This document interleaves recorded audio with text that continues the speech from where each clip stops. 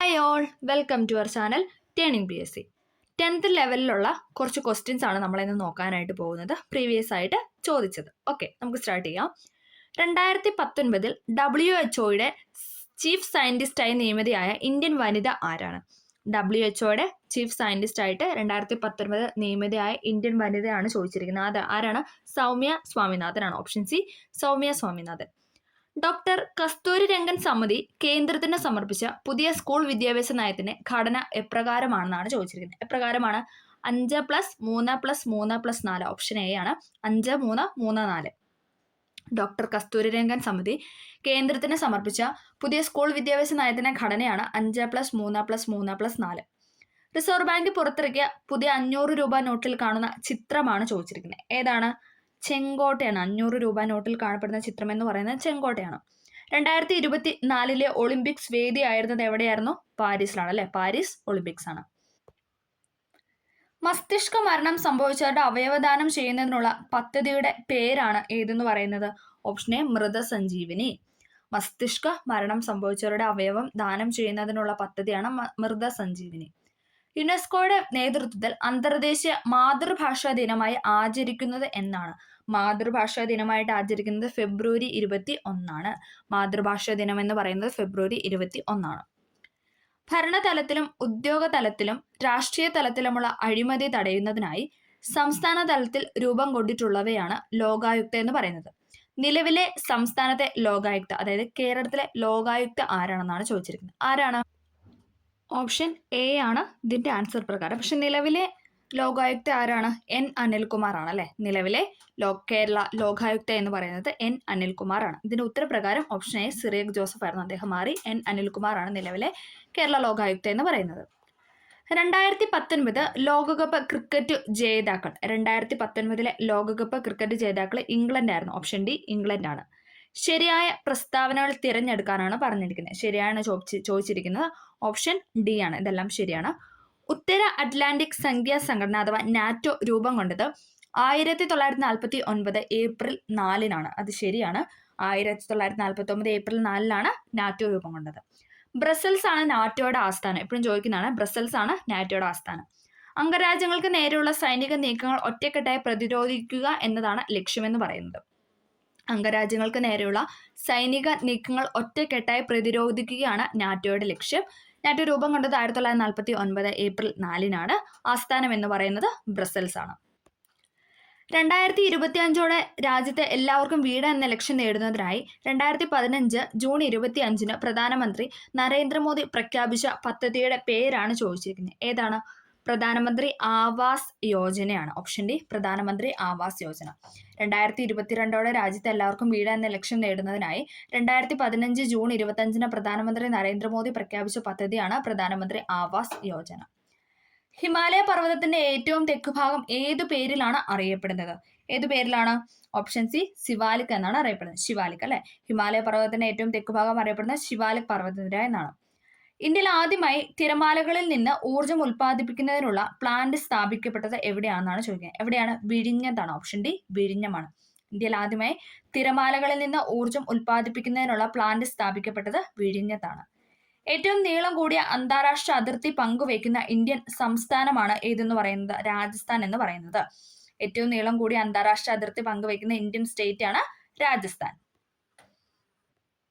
ഇന്ത്യയുടെ കേന്ദ്രഭാഗമായ നഗരമാണ് ഏതെന്ന് പറയുന്നത്?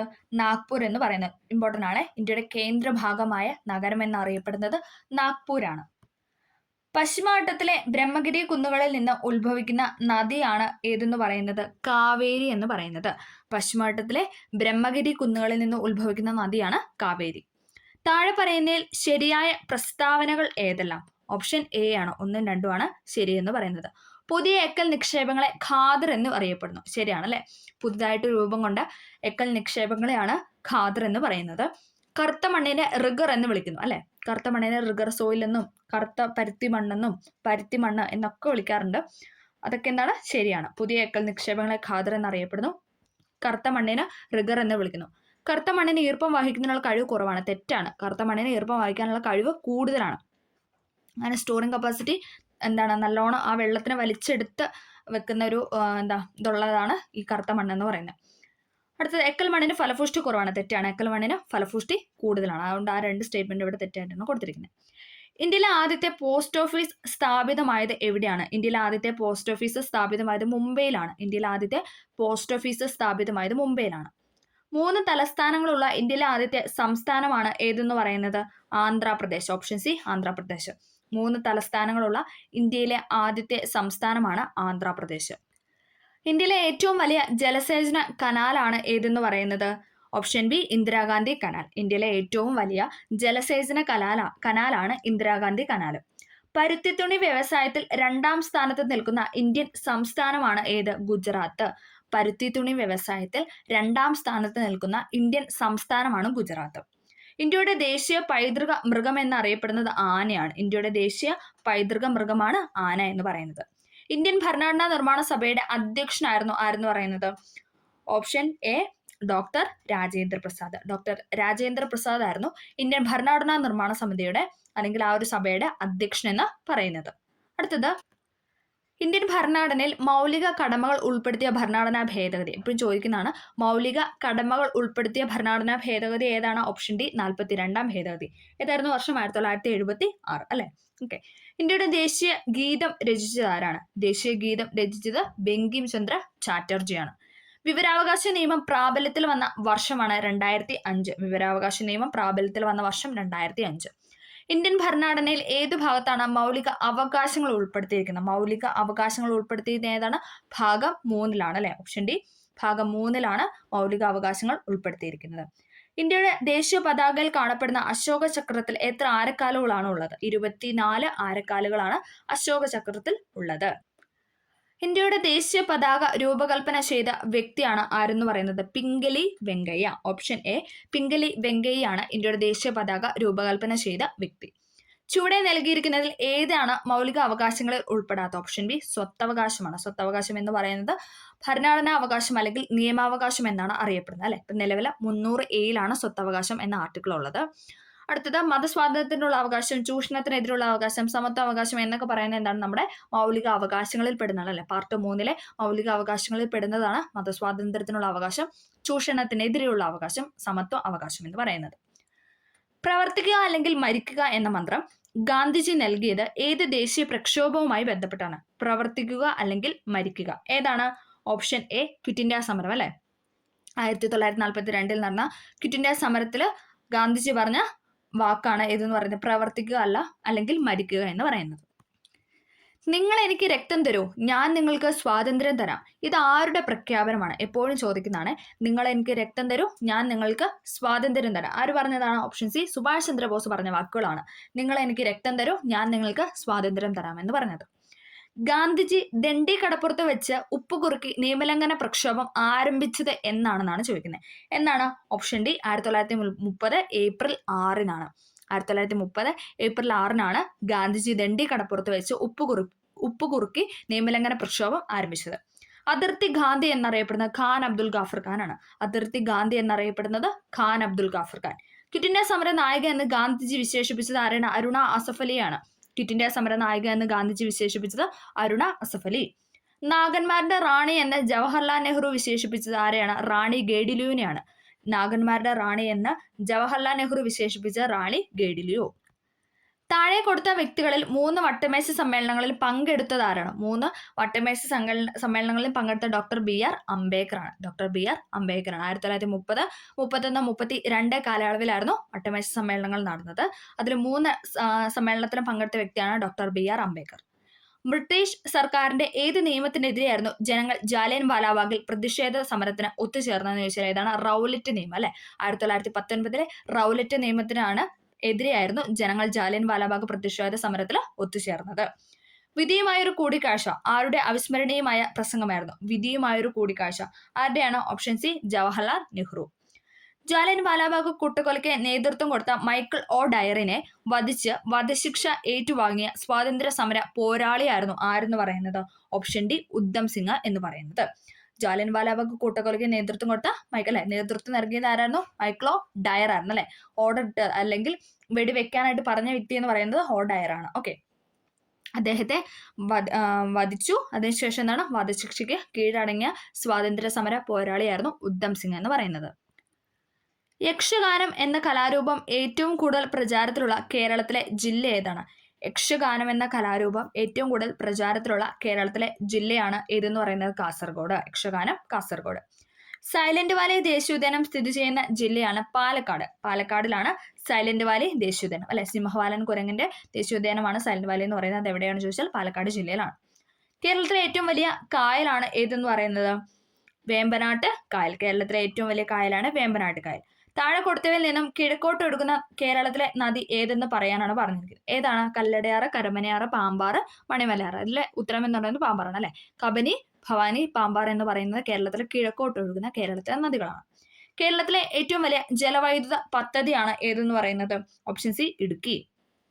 കേരളത്തിലെ ഏറ്റവും വലിയ ജലവൈദ്യുത പദ്ധതിയാണ് ഇടുക്കി. കേരളത്തിന്റെ ഔദ്യോഗിക പക്ഷിയാണ് മലമുഴക്കി വേഴാമ്പൽ. കേരളത്തിന്റെ ഔദ്യോഗിക പക്ഷി ഏതാണെന്ന് ചോദിച്ചാൽ മലമുഴക്കി വേഴാമ്പലാണ്. പ്രാചീന തമിഴകത്തിലെ തിണകളിൽ ഒന്നായി നെയ്തൽ ഏത് തരത്തിലുള്ള ഭൂവിഭാഗമാണെന്ന് ചോദിച്ചാൽ ഏതാണ്? Option A തീരപ്രദേശത്തുള്ളവർ. നെയ്തൽ എന്ന് പറയുന്നത് തീരപ്രദേശ വിഭാഗത്തിലുള്ളവരാണ്. കൊടുങ്ങരം പള്ളമ്പുഴ ഏത് പ്രദേശവുമായി ബന്ധപ്പെട്ടിരിക്കുന്നു? കൊടുങ്ങരം പള്ളമ്പുഴ എന്ന് പറയുന്നത് അട്ടപ്പാടിയുമായി ബന്ധപ്പെട്ടതാണ്. കേരളത്തിലെ ഏറ്റവും ചെറിയ ജില്ലയാണ് ഏതെന്ന് പറയുന്നത് ആലപ്പുഴ അല്ലെ. കേരളത്തിലെ ഏറ്റവും ചെറിയ ജില്ല ആലപ്പുഴ. ഭാരത സർക്കാരിന്റെ ദ്രോണാചാര്യ പുരസ്കാരം നേടിയ ആദ്യത്തെ മലയാളിയാണ് ആര്? OM നമ്പ്യാർ. ഭാരത സർക്കാരിന്റെ ദ്രോണാചാര്യ പുരസ്കാരം നേടിയ ആദ്യത്തെ മലയാളിയാണ് OM നമ്പ്യാർ. ആത്മോപദേശ ശതകത്തിന്റെ കർത്താവ് ആരാണ്? ആത്മോപദേശ ശതകത്തിന്റെ കർത്താവ് എന്ന് പറയുന്നത് ആരാണ്? ഓപ്ഷൻ ഡി ശ്രീനാരായണ ഗുരു. ശ്രീനാരായണ ഗുരുവിന്റെ കൃതിയാണ് ആത്മോപദേശ ശതകം എന്ന് പറയുന്നത്. കന്യാകുമാരിയിലെ ശാസ്താംകോയിലിൽ ജനിച്ച കേരളത്തിന്റെ സാമൂഹ്യ പരിഷ്കർത്താവ് ആരായിരുന്നു എന്നാണ് ചോദിക്കുന്നത്. ആരാണ്? Option C വൈകുണ്ഠസ്വാമിയാണ്. കന്യാകുമാരിയിലെ ശാസ്താംകോയിലിൽ ജനിച്ച സാമൂഹ്യ പരിഷ്കർത്താവാണ് വൈകുണ്ഠസ്വാമി. ആത്മവിദ്യാസംഘം സ്ഥാപിച്ചത്? ആത്മവിദ്യാസംഘം വാഗ്ഭടാനന്ദനാണ് അല്ലെ. ആത്മവിദ്യാസംഘം വാഗ്ഭടാനന്ദൻ. സ്വദേശാഭിമാനി പത്രത്തിന്റെ സ്ഥാപകനാണ് ആരെന്ന് പറയുന്നത്? വക്കം അബ്ദുൽ ഖാദർ മൗലവി. വക്കം അബ്ദുൽ ഖാദർ മൗലവിയാണ് സ്വദേശാഭിമാനി പത്രത്തിന്റെ സ്ഥാപകൻ. പ്രത്യക്ഷ രക്ഷാ ദേവസഭ സ്ഥാപിച്ച സാമൂഹ്യ പരിഷ്കർത്താവാണ് പൊയ്കേൽ കുമാരഗുരു എന്ന് പറയുന്നത്. പൊയ്കേൽ കുമാരഗുരു ആണ് പ്രത്യക്ഷ രക്ഷാ ദേവസഭ അഥവാ PRDS സ്ഥാപിച്ചത്. വൈക്കം സത്യാഗ്രഹവുമായി ബന്ധപ്പെട്ട് സവർണജാതിക്ക് നേതൃത്വം കൊടുത്ത സാമൂഹ്യ പരിഷ്കർത്താവാണ് മന്നത്ത് പത്മനാഭൻ. വൈക്കം സത്യാഗ്രഹവുമായി ബന്ധപ്പെട്ട് സവർണജാതിക്ക് നേതൃത്വം നൽകിയ സാമൂഹ്യ പരിഷ്കർത്താവാണ് മന്നത്ത് പത്മനാഭൻ. ഇന്റർനാഷണൽ ആർമിയിൽ ചേർന്ന് പോരാടിയതിന് ബ്രിട്ടീഷ് സർക്കാർ തൂക്കിലേറ്റിയ മലയാളിയാണ് ആരെന്ന് പറയുന്നത്? വക്കം അബ്ദുൽ ഖാദർ. ഓപ്ഷൻ സി വക്കം അബ്ദുൽ ഖാദർ ആണ് INA അതായത് ഇന്റർനാഷണൽ ആർമിയിൽ ചേർന്ന് പോരാടിയതിനെ തുടർന്ന് ബ്രിട്ടീഷ് സർക്കാർ തൂക്കിലേറ്റിയ മലയാളിയാണ് വക്കം അബ്ദുൽ ഖാദർ. വില്ലുവണ്ടിയിൽ സഞ്ചരിച്ച് ചരിത്രം സൃഷ്ടിച്ച കേരളത്തിന്റെ സാമൂഹിക പരിഷ്കർത്താവാണ് അയ്യങ്കാളി. Option B Ayyankali. വില്ലുവണ്ടിയിൽ സഞ്ചരിച്ച് ചരിത്രം സൃഷ്ടിച്ച കേരളത്തിന്റെ സാമൂഹിക പരിഷ്കർത്താവാണ് അയ്യങ്കാളി. അടുക്കളയിൽ നിന്ന് അരങ്ങത്തേക്ക് എന്ന നാടകം രചിച്ചത് ആരാണ്? അടുക്കളയിൽ നിന്ന് അരങ്ങത്തേക്ക് VT ഭട്ടതിരിപ്പാടിന്റെ നാടകമാണ്. അടുക്കളയിൽ നിന്ന് അരങ്ങത്തേക്ക് എന്ന് പറയുന്നത് VT ഭട്ടതിരിപ്പാടിന്റെ നാടകമാണ്. വേദാധികാര നിരൂപണം എന്ന ഗ്രന്ഥം രചിച്ചത് ആരാണ്? ചട്ടമ്പി സ്വാമികളാണ് അല്ലെ. വേദാധികാര നിരൂപണം എന്ന ഗ്രന്ഥം രചിച്ചത് ചട്ടമ്പി സ്വാമികളാണ്. രക്തത്തിലെ പഞ്ചസാരയുടെ അളവിനെ നിയന്ത്രിക്കാൻ സഹായിക്കുന്ന ഹോർമോൺ ആണ് ഏതെന്ന് പറയുന്ന ഓപ്ഷൻ ബി ഇൻസുലിൻ. രക്തത്തിലെ പഞ്ചസാരയുടെ അളവിനെ നിയന്ത്രിക്കാൻ സഹായിക്കുന്ന ഹോർമോൺ ആണ് ഇൻസുലിൻ. സാർവിക ദാതാവ് എന്നറിയപ്പെടുന്ന രക്ത ഗ്രൂപ്പാണ് ഏതെന്ന് പറയുന്നത്? O group. സാർവിക ദാതാവ് എന്നറിയപ്പെടുന്ന രക്ത ഗ്രൂപ്പാണ് O ഗ്രൂപ്പ്. വൈഡൽ ടെസ്റ്റ് ഏത് രോഗവുമായി ബന്ധപ്പെട്ടിരിക്കുന്നു? വൈഡൽ ടെസ്റ്റ് ടൈഫോയിഡുമായിട്ട് ബന്ധപ്പെട്ടതാണ് അല്ലെ. വൈഡൽ ടൈഫോയിഡ് ഐച്ചിഹ്നം വെച്ചിട്ട് ഒന്ന് കണക്ട് ചെയ്യാം. Widal for typhoid. അടുത്തത് മനുഷ്യ ശരീരത്തിലെ വാരിയെല്ലിൽ എത്ര അസ്ഥികളാണുള്ളത്? മനുഷ്യ ശരീരത്തിലെ വാരിയെല്ലിൽ കാണപ്പെടുന്ന അസ്ഥികളുടെ എണ്ണം എന്ന് പറയുന്നത് 24 ആണ്. 24 അസ്ഥികളാണ് വാരിയെല്ലിൽ കാണപ്പെടുന്നത്. ശരീരത്തിലെ കാൽസ്യം ആഗിരണത്തെ ഉത്തേജിപ്പിക്കുന്ന ജീവകം. കാൽസ്യത്തിനെ ഉത്തേജിപ്പിക്കുന്ന ജീവകമാണ് ഇത്? ജീവകം D എന്ന് പറയുന്നത്. ഓപ്ഷൻ ബി ജീവകം D. കുടിവെള്ളമായി ഉപയോഗിക്കുന്ന വെള്ളത്തിന്റെ pH മൂല്യം എത്രയാണ്? കുടിവെള്ളമായി ഉപയോഗിക്കുന്ന വെള്ളത്തിന്റെ pH മൂല്യം എന്ന് പറയുന്നത് 6.5നും 7.5നും ഇടയിലാണ്. 6.5നും 7.5നും ഇടയിൽ. വാസസ്ഥലത്തിനായി മാത്രം മറ്റ് സസ്യങ്ങളെ ആശ്രയിക്കുന്ന സസ്യങ്ങൾ ഏത് വിഭാഗത്തിലാണ് പെടുന്നത്? അതായത് വാസസ്ഥലത്തിന് വേണ്ടി മാത്രമായിട്ട് ആശ്രയിക്കുന്ന സസ്യങ്ങളെ പറയുന്ന പേരാണ് ഏതെന്ന് പറയുന്നത്? എപ്പിഫൈറ്റ് എന്ന് പറയുന്നത്. ഇമ്പോർട്ടൻ്റ് ആണ്. വാസസ്ഥലത്തിന് മാത്രമായിട്ട് മറ്റ് സസ്യങ്ങളെ ആശ്രയിക്കുന്ന സസ്യങ്ങളെ പറയുന്ന പേരാണ് എപ്പിഫൈറ്റ്. ഭൂഖണ്ഡത്തിന് ഉദാഹരണമാണ് ഏതെന്ന് പറയുന്നത്? ഓപ്ഷൻ എ ഉരുളക്കിഴങ്ങ് എന്ന് പറയുന്നത് ഭൂഖണ്ഡത്തിന് ഉദാഹരണമാണ് ഉരുളക്കിഴങ്ങ്. പയറുവർഗത്തിൽ ഉൾപ്പെടാത്ത വിത്തിനം ഏതാണ്? പയറുവർഗത്തിൽ ഉൾപ്പെടാത്ത വിത്തിനമാണ് ഏത്? ഹരിത എന്ന് പറയുന്നത്. ജ്യോതിക, മാലിക, ലോല എന്നൊക്കെ പറയുന്ന പയറിനമാണ് അല്ലെ. ജ്യോതിക, മാലിക, ലോല എന്ന് പറയുന്ന പയറാണ്. ചന്ദ്രശങ്കര എന്ന സങ്കരയിനം തെങ്ങ് ഏത് ഇനങ്ങളിൽ നിന്നാണ് വികസിപ്പിച്ചെടുത്തത്? ചന്ദ്രശങ്കര എന്ന സങ്കരയിനം തെങ്ങ് ഏത് ഇനങ്ങളിൽ നിന്നാണ് വികസിപ്പിച്ചെടുത്തതെന്ന് ചോദിച്ചാൽ ഓപ്ഷൻ ബി ആണ് Chavakkad orange west coast tall എന്ന് പറയുന്നത്. Chavakkad orange west coast tall നിന്ന് വികസിപ്പിച്ചെടുത്തതാണ് ചന്ദ്രശങ്കര എന്ന സങ്കരയിനം തെങ്ങ്. ബോക്സൈറ്റ് എന്നത് ഏത് ലോഹത്തിന്റെ അയിരാണ്? ബോക്സൈറ്റ് എന്നത് ഏത് ലോഹത്തിന്റെ അയിരാണെന്ന് ചോദിച്ചാൽ ഏതാണ്? ഓപ്ഷൻ എ അലൂമിനിയം ആണ് അല്ലെ. അലൂമിനിയം ബോക്സ് അങ്ങനെ ഓർത്താൽ മതി. അലൂമിനിയം ആയിട്ടുള്ള ഒരു ബോക്സ് നമ്മുടെ കയ്യിലുണ്ടെന്ന് ഓർത്താൽ മതി. Aluminium bauxite.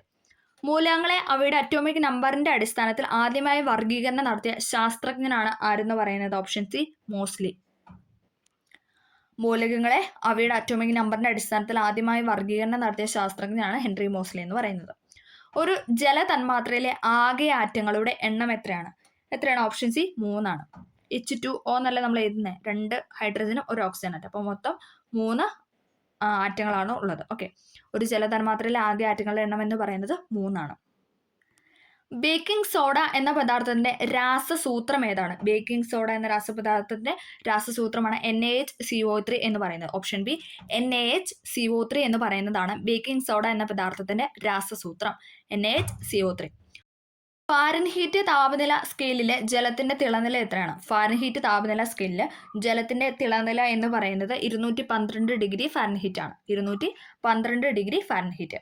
താഴെ കൊടുത്തിരിക്കുന്നതിൽ ഏറ്റവും കൂടുതൽ വിശിഷ്ട താപധാരിത ഉള്ളത് തിരഞ്ഞെടുക്കുക. വിശിഷ്ട താപധാരിത ഏറ്റവും കൂടുതലുള്ളത് ഏതെന്നാന്ന് ചോദിച്ചാൽ ഏതാണ്? ജലത്തിനാണ്. ഇമ്പോർട്ടൻ്റ് ആണ്.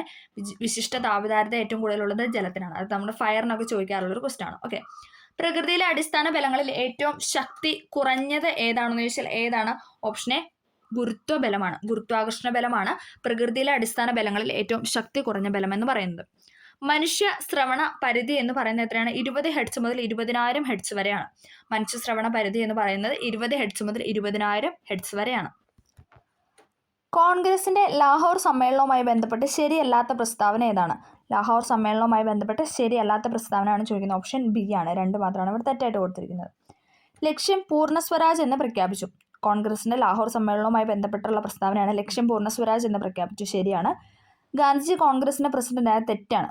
ഗാന്ധിജി അല്ല പ്രസിഡന്റ് എന്ന് പറയുന്നത്. സിവിൽ നിയമ ലംഘന പ്രസ്ഥാനം തുടങ്ങാനായിട്ട് തീരുമാനിച്ചു. ആ സമ്മേളനത്തിന്റെ പ്രസിഡന്റ് എന്ന് പറയുന്നത് ആരായിരുന്നു? ജവഹർലാൽ നെഹ്റു ആയിരുന്നു അല്ലേ. ഓക്കെ. സിവിൽ നിയമന ലംഘന പ്രസ്ഥാനം തുടങ്ങാനായിട്ട് തീരുമാനിച്ചു.